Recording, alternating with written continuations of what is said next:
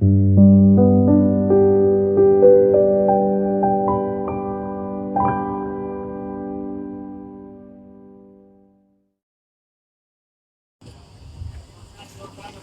सबों को मेरी ओर से सहाय। मैं ख्रिस्त सुमन समद करीमाटी पारी से आती हूँ। मैं आप सबों के समक्ष जो हमारा विषय है कि अब्राहम के जीवन से हमें क्या शिक्षा मिलती है, उसे मैं संक्षेप में कहना चाहूँगी। अब्राहम, जिसे विश्वास का पिता कहा जाता है, हम जानते हैं कि अब्राहम के विषय में वह उसकी जो कहानी है, एक असंभव से संभव की यात्रा, भय से विश्वास की यात्रा को दर्शाता है। अब्राहम के विषय में हम बाइबल की पहली पुस्तक में हम पढ़ते हैं, जो हमें 12वें अध्याय से लेकर 25वें अध्याय तक हमें मिलता है, जिसमें अब्राहम के जीवन के बारे में, उसके संघर्षों के बारे में, उसके भय, साथ ही उसके विश्वास में परमेश्वर की ओर बढ़ोतरी को हम देखते हैं। अब्राहम के जीवन से हम बहुत सारी शिक्षाएं प्राप्त कर सकते हैं। उसमें से मैं कुछ बिंदुओं को स्पष्ट करना चाहूँगी। इसे मैं 3 भागों में बांटूंगी। पहला है परमेश्वर पर अटूट विश्वास। अब्राहम की विशेषता है कि वह परमेश्वर पर अटूट विश्वास रखता है। एक हम हिब्रू में एक शब्द पढ़ते हैं जो है एमुना, जिसका शाब्दिक अर्थ है ना केवल शारीरिक विश्वास बल्कि कार्य आधारित विश्वास। हम देखते हैं अब्राहम के जीवन से ना केवल वो परमेश्वर पर विश्वास करता है, पर उसके कार्यों के द्वारा भी वो झलकता है कि वो परमेश्वर पर अटूट विश्वास करता है।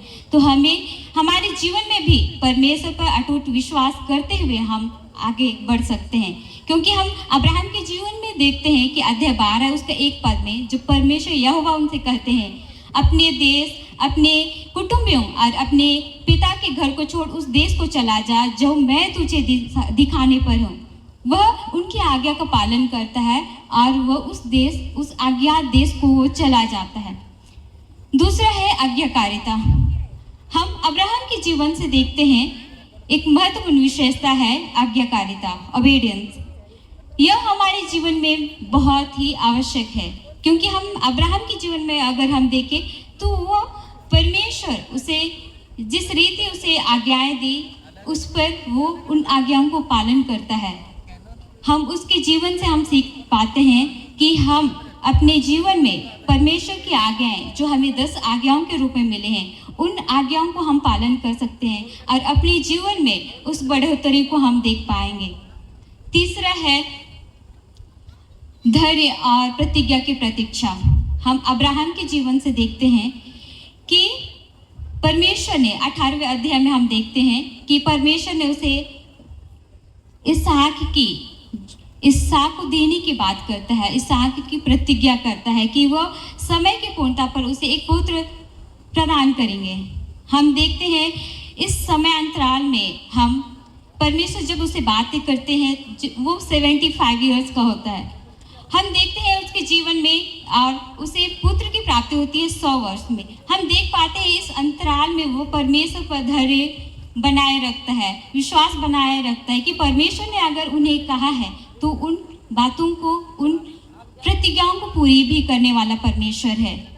यहाँ हम देखते हैं कि अब्राहम साथ ही उसे और प्रतिज्ञाएं दी गई थी, जो हम 3 भागों में बांटेंगे। पहला है मैं तुम्हें एक बड़ी जाति बनाऊंगा, और दूसरा है मैं तुम्हें आशीषित करूंगा और तू आशीष का मूल होगा, और तीसरा है भूमंडल की जितनी भी कुल हैं वो तुम्हारे कारण आशीषित होंगे। हम इसे अब्राहम के जीवन में देखते हैं कि वो इन प्रतिज्ञाओं पर भरोसा करता है। तो इतना ही कहकर मैं अपना वक्तव्य अंत करती